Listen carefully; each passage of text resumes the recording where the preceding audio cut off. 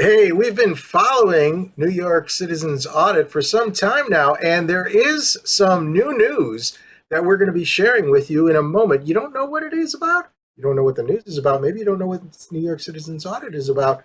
We'll talk about that, give you all the background so you'll be completely up to speed on this week's episode of the State of Greater Western New York Report, which, as always, is brought to you by. Each week, our community makes history. Each week, you make history. And each week, there's only one source to turn to for the first take on history. You know what that is? Subscribe to the Sentinel right now to discover the history being made in your own backyard. The Linden Honey Falls Lima Sentinel. More than just your news, it's your history. Welcome, everyone, to this edition of the State of Greater Western New York Report. Join us each episode as we discuss fantastic topics ranging from history to science to the strange and the wonderful, as well as the treasured spirit with which our region has infused America. We challenge you to consider all things Greater Western New York, from our region's very beginnings to how it inspires, how it empowers, and why it is so admired. Here's the host of the State of Greater Western New York Report, Chris Carosa. Hi there, and welcome everyone to this week's edition of the State of Greater Western New York Report. I'm Chris Carosa, as always, your host. And with us today, you may have recognized the face. It's Marley Hornik. She is with New York Citizens Audit. Marley, how are you doing today? I'm doing great, Chris. Thanks for having us on again. All right, tell us a little bit, just bring us all up to speed on what your group is about and what it's been doing. New York Citizens Audit is an all-volunteer organization. We're a 501c3, a nonpartisan, nonprofit organization. We have been auditing New York's voter roll databases for 2 years now. We run comparisons from state database to state database, from state to county database, and then we take all of our findings, the anomalies that we uncover, and we compare them to New York and federal election law. And we have uncovered millions of circumstances contrary to the law within the voter roll databases themselves and in comparing them one to the other. And we have been working across New York State for about 2 years now, advocating for something that is so simple and so rational when you uncover millions of errors in a part of our national security infrastructure, which is an audit. We'd just like to find out, how did this happen? All right, well, let's drill down a little bit about what you've been doing. In particular, give us some of the counties that you have worked in, and what counties in the Western New York region have you looked at?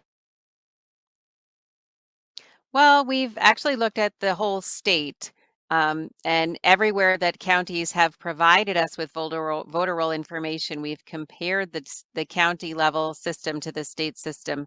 One of the important things to know about state voting systems is that only county registrars or commissioners and their employees are allowed, authorized under the law, change, cancel, delete registration records from the New York State registration databases. So that means that the state database should be an exact record of the 62 counties loaded into one kind of system where people in any county working for a commissioner can check the records of any voter that they'd like to see in New York State. We found many, many instances, for example, where this is not the case. In fact, at a bare minimum, we've discovered 1.9 million records that only exist in the state database. They do not exist in the county databases, contrary to election law. I was going That's to roughly the size of the population of the state of Delaware, I believe. So it's not an insignificant finding. right. I was going to ask you for some examples of what you find. Was there anything else in terms of anomalies that you discovered as you were doing this citizens audit? I think that probably the two most concerning anomalies to people of any party affiliation in New York State is the finding that election law clearly says that each eligible voter is granted a unique statewide identifier. So a State Board of Elections identification number that stays with the voter for their voting life. So we found it extremely concerning that we discovered 1.1 million people registered in New York State voter roll database with 2.4 million ID numbers assigned to them, granting roughly 1.25 million excess opportunities to cast votes inside the system. And indeed, we discovered thousands of people who, according to the records, did double or even triple vote in certain elections, including 2020 and 2022. Now, what is the significance of this in terms of the results of the election? Were you able to determine if it might have changed elections, or were they not enough? Was there not enough in terms of anomalies to have changed any election results?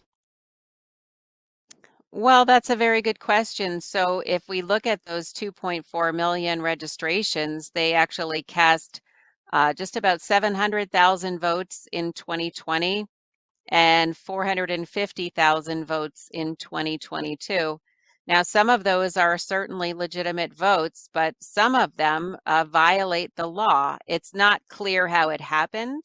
I'm certainly not, and New York Citizens Audit is not accusing anyone outright of a crime, but it has to be investigated because the fundamental principle of our democratic republic is government by consent.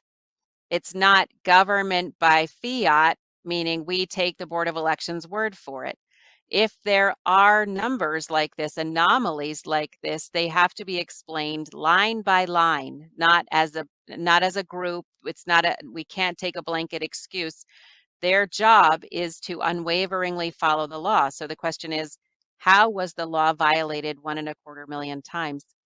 Another finding that many people find very concerning from 2020 in particular is that the election was certified with 338,000 more votes cast than voters who voted, according to a comparison of two official results reports from the New York State Board of Elections. So again, doesn't mean that there's not explanation, but it needs to be explained line by line. That's the official affirmative duty of election officials, is to help us understand why there is a plausible explanation for a deficit, a vote to voter deficit of 338,000.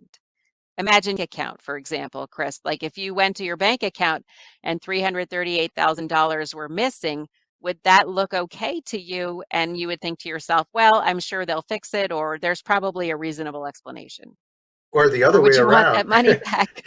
if $338,000 were found in your account, you should also be alarmed because that means something else is messed up, even if you benefit. Yeah, obviously. So just to remind everyone, you're just seeing the anomaly based on the identification of individual voters, but you're not seeing how they voted. So you don't know, anything about that. It's just that, hey, there's a number here that doesn't match a number here or is non-existent here. That's a problem. That's a correct interpretation, right? Yeah, not only do the numbers not match, but then when you compare the numbers to the law, that's when they really don't match. And that's not acceptable, actually. And it's potentially harmful to any voter in New York State of any party affiliation. I could see definitely where if you have an issue like this with a smaller, more local election, it could have a significant impact. So tell us, what was the reaction when you started discussing with people, both in terms of, let's start with in terms of the public. What was the public's response when they found out what you discovered in your audit? I don't think anyone is surprised in the court of public opinion. I think people feel validated, actually, in a pre-existing sense that something has not been functioning properly. But of course, to penetrate into a voting system and discover exactly how that may be explained or how that could be evidenced has been a very complex process. And over 2,000 New York State citizens have contributed to this investigation, an all volunteer investigation of publicly available records. The law, it's extensive. It's so thorough, our investigation. And it's And all been done by volunteers who already had that sense. Gosh, something seems so wrong. Let's just, while we're all home, because we're not essential workers and we may or may not choose to participate in this medical mandate, let's just get a copy of the voter rolls. We have nothing else to do. I should And add and and also, yes, our uh, suspicions appear to have been validated. But when why? We don't know yet. exactly, and when this is typical of any sort of scientific research. If you look at research journals, the way the academic people will look at it, they'll start with an initial research project, much like what you've done. And that's not necessarily the end all be all to the research. What the initial research does is it suggests other lines of action. Could be research, it could be testing, it could be any number of things. So that sounds like the point where you ended up. But before we get into that, tell me the officials that you spoke with about this, that you showed this to, what was their reaction?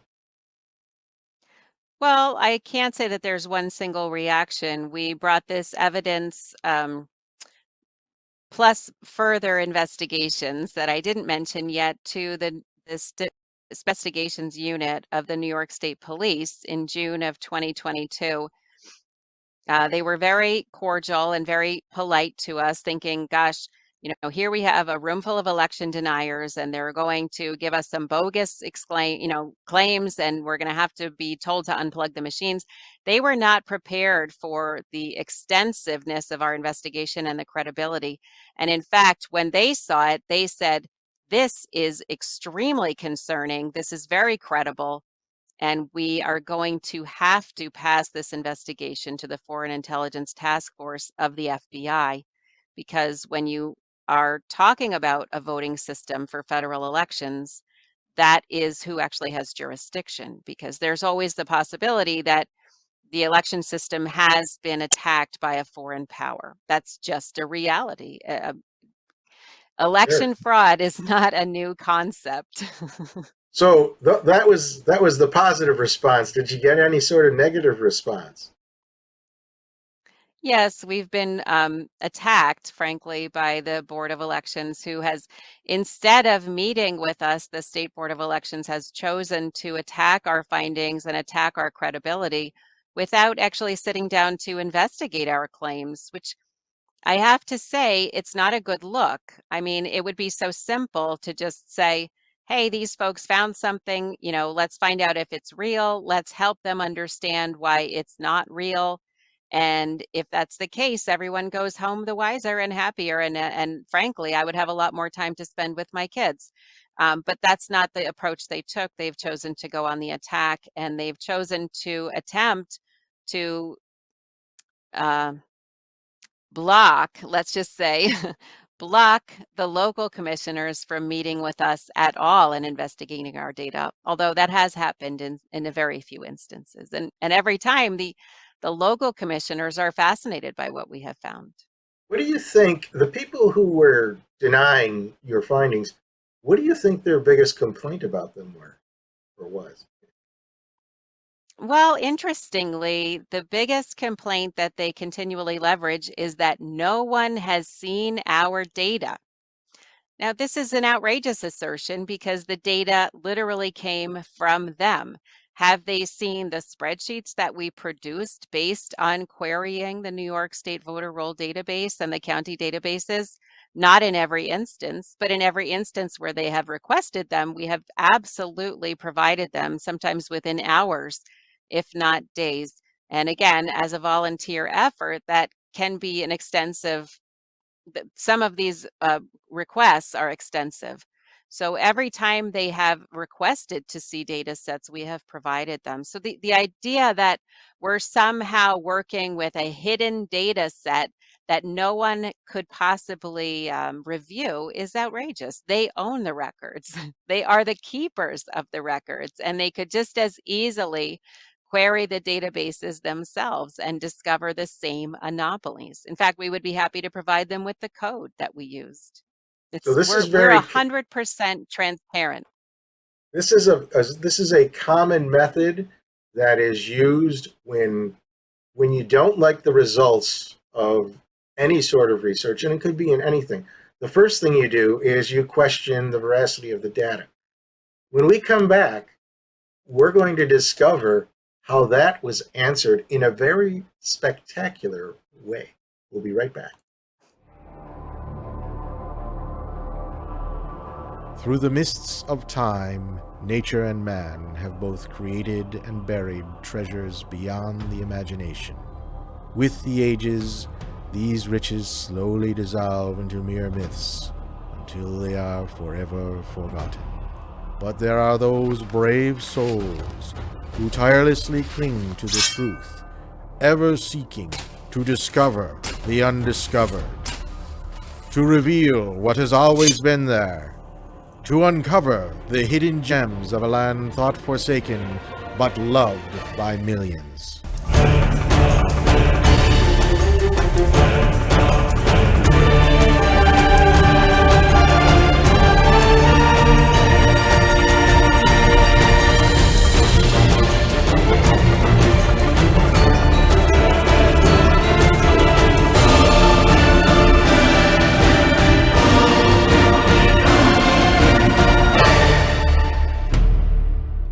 50 Hidden Gems of Greater Western New York. Discover the secrets in your own backyard. Buy your copy now at 50hiddengems.com. Welcome back to the State of Greater Western New York Report. With us today is Marley Hornik. She's the director of New York Citizens Audit, and they have discovered certain anomalies in the voter data on the last few elections that they looked at. And there's been a complaint about it. The complaint was, is this data real? Could we trust the data? Even though the data was actually obtained from New York State, there are people in New York State government who are questioning the validity of the data. Now, in any sort of research, much like what Marley and her group have done, there is a common method that you go through to conclude that, yes, the data's valid and the conclusions are valid. Marley, can you tell us a little bit about what that process is? Sure. In science, it's very typical for work to be peer reviewed. That's how it becomes accepted as credible. In fact, because one scientist who completes a set of experiments or a research investigation cannot simply be trusted to have it's not even necessarily that there would be anything untoward in their research. Maybe they just overlooked a question or overlooked a possibility. And so the process of rigorously reviewing their effort and making sure that they didn't overlook some obvious answer or obvious solution or obvious question that was not addressed is called peer review. It's a very rigorous process by which scientists review each other's work and inspect it for any kind of flaw or possible gap. Now, tell us how this is relevant to your research. What just happened to your research that I won't call it breaking news, but it is new news that we can share with the listeners? Well, in particular, New York Citizens Audit has made a claim based on the research efforts of some members of our team, our organization, that discovered they worked very diligently over many, many months and thousands of hours, and they discovered that within the New York State voter roll database, there are algorithms carefully hidden, embedded into the structure of the database that they dictate the assignment patterns of state and county ID numbers. The problem with these algorithms is that they're illegal in a voter roll database. Further problems with the presence of these algorithms is that when you have this kind of programming, which is called steganography or in-band signaling, in a database that is meant to be part of a federally protected secure system, it means that the data has been destroyed, and it means that the database itself is not recoverable. So you can no longer trust any aspect of that database, and it cannot be corrected. It can't be, it's not like a dirty dish that you could wash. It can't be cleaned. So this particular finding has now been peer reviewed by 3 cyber intelligence experts at the Journal of Information Warfare, and it was published in the May edition of their scientific journal. So the idea that the people who are heading our research team and running these queries on the New York State voter roll database could possibly be incompetent is now it's no longer possible. It's just an outrageous assertion because the level of research that was just peer reviewed and published as a scientific fact goes far beyond making simple queries of a database just to find some basically, the queries that we run on a daily basis are more like arithmetic. If you actually wanted to, you could get a gigantic napkin and a really, really long pencil, and you could use that to come up with the same results that we do. It's just that when you have 21 million records to review, it's easier to use code. So you've been independently peer reviewed and now published. Interesting. Something you might want to track is how many citations now reference the publication of your research. This would be future research, like I mentioned before, that's piggybacking off of what you've done and then exploring it further, maybe not just within New York State, but elsewhere in other states. Let me ask, this was published in May, right? Or when was it published? Correct. May, okay. So it's been out there for a couple of months. Have the original questioners from New York State seen this, and what kind of response did they have once they saw it? In fact, we considered this to be so significant that we brought this as a formal presentation to the New York Legislature election law committees because this is the federal government's own rules. The law says that the New York State voter roll database is no longer trustworthy and cannot be used to administer and certify federal elections lawfully. So we felt that it was imperative not only to inform the Board of Elections, the Attorney General, the Secretary of State, and the heads of the Democratic and Republican parties, but we brought this information straight to the Legislative Office building. We worked with those election law committees to set up a presentation, and we gave a formal presentation regarding this breach, in addition to other facts that New York Citizens Audit had uncovered of great concern. Unfortunately, it looks like the legislature has broken session without addressing our concerns. And when we have pressed them for a formal response, they've indicated that they don't intend to follow up on our investigation, despite the fact that it has been peer reviewed. This unfortunately puts the Board of Elections in a terrible position because without the support of the legislature to actually fund an audit of the voting system in New York and to identify from registration all the way through certification where the gaps are in the system that are being breached.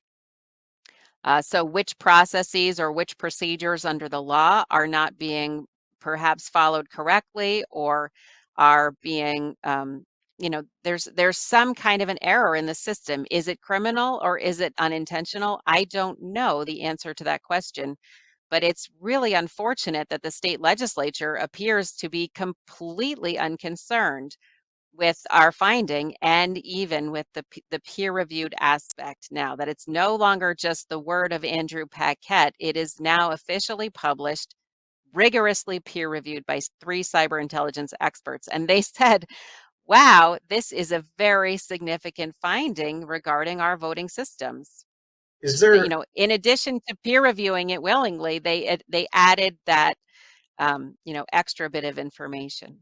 have you found that this decision to not do anything, is it bipartisan, or is it just from one particular party? What's your read on this? I can't answer that question. I would say that the majority of the legislators who attended the presentation, while all of them were invited and all of them agreed to be there, the majority of the ones who attended the presentation were Republican Assembly people. They were also in budget negotiations at the time, so whether or not that was simply an oversight on the part, or an actual emergency on the part of the other Assembly people, I can't speak to that. The election law committee chairs in both the Assembly and the Senate are Democrats.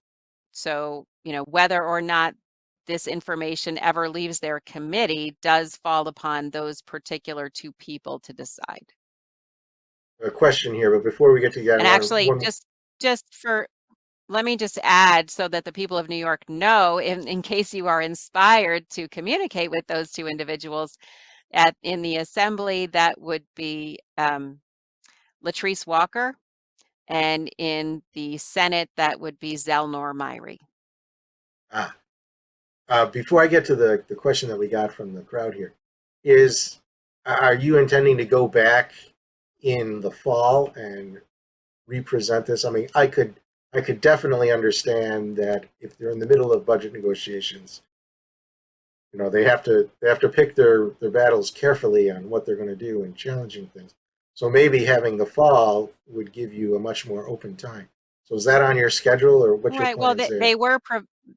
they were definitely provided with a concise video of the presentation. Every single one of them claimed to have watched it. So despite not having been present at the actual briefing, they were able to view the information, and they did receive reports and documentation regarding the information, every single member of those two election law committees. So it's not like they need to hear it again. They need to decide whether or not it's important to them. And I certainly think that the voice of the people is always impacting in pressuring our legislators, our representatives, to take steps.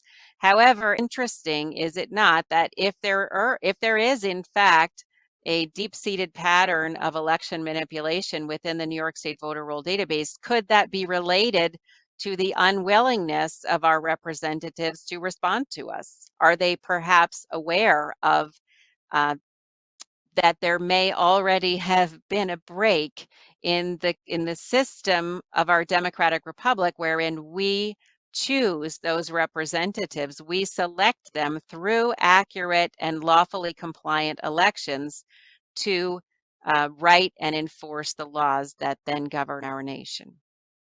We have a couple minutes left, and I wanted to get to this question, and because it's something that I think you would like.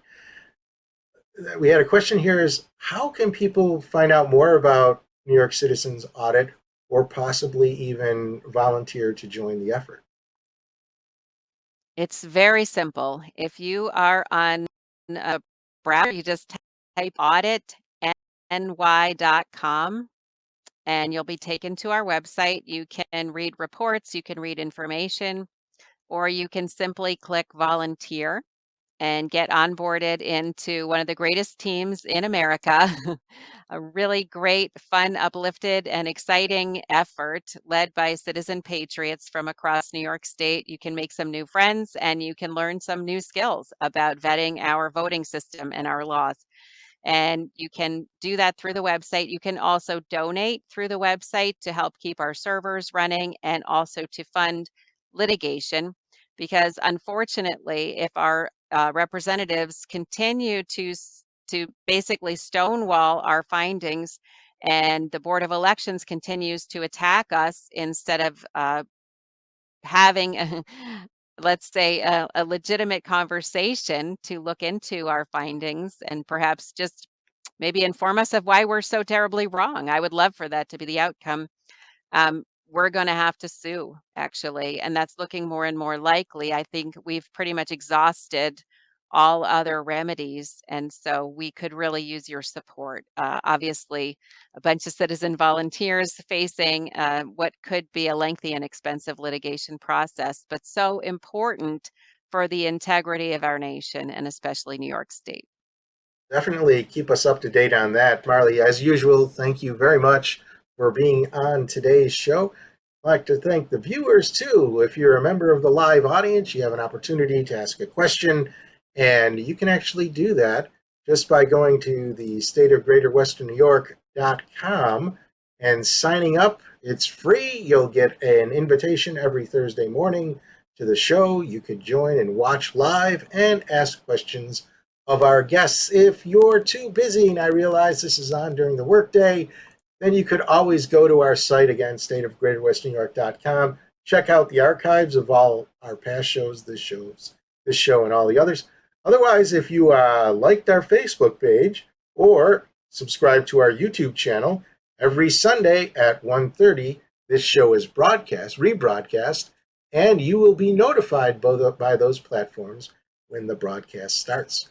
So that's all for this week. We will see everyone next week. Bye-bye for now.